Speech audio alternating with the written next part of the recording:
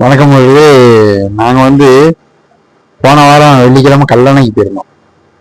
கரிகாலன் கட்டி வைத்தான் கல்லணை. எவ்வளவு பிரம்மாண்டம்! அப்பா, சொல்ல முடியாது. அது எப்படி கட்டினாங்க, ஐடியா பண்ணி கட்டினாங்கன்னு தெரியாது. காவேரி இப்ப கரை புரண்டு வருது. அதை தடுத்து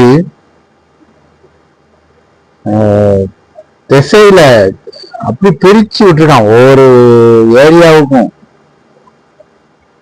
கிட்டத்தட்ட 4 திசை இல்ல 5 திசை இல்ல 6 திசை பிரிச்சு பாஞ்சு ஓடுது.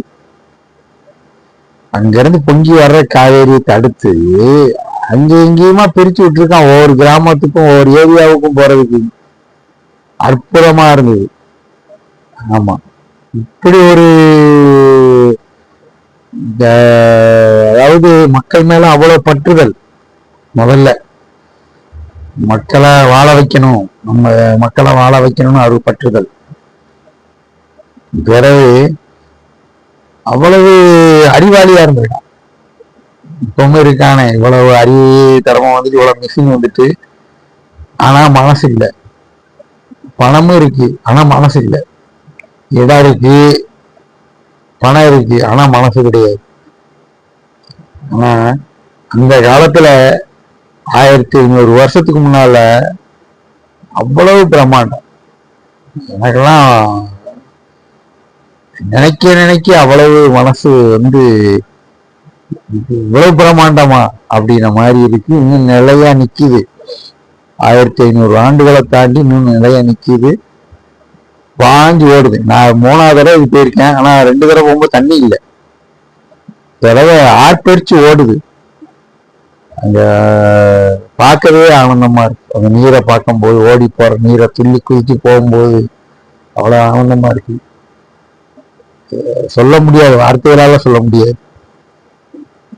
ஆமா, நீரின்றி அமையாது உலகு அப்படின்னு சொன்னாங்க.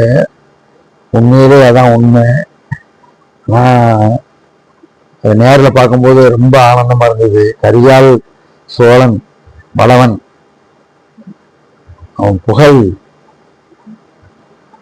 பாட பாட மனசெல்லாம் குளிருது. அவன் புகழ பாடிக்கிட்டே இருக்கான். மேல வார்த்தையெல்லாம் வர்ணிக்க முடியல. நீங்களும் இருந்தா ஒரு டைம் கிடைச்சதுன்னா தண்ணி வர்ற நேரம் பாருங்க. நான் 2 தடவை பார்த்துருக்கேன், தண்ணி வராத நேரம் பார்த்துருக்கேன். எனக்கு அவ்வளவு புரியல, அதனுடைய இது புரியல. இப்ப தண்ணி வர்ற நேரம் பார்க்கும் போதுதான் இப்படி ஒரு அற்புதமா அப்படின்ற மாதிரி இருக்கு. எளிமையை அப்படிங்கிற மாதிரி இருக்கு. பார்க்கும்போதே எல்லாத்தையும் புரிகிற மாதிரி இருக்கு. திசைக்கு பிரிச்சு விட்டுருக்கான்.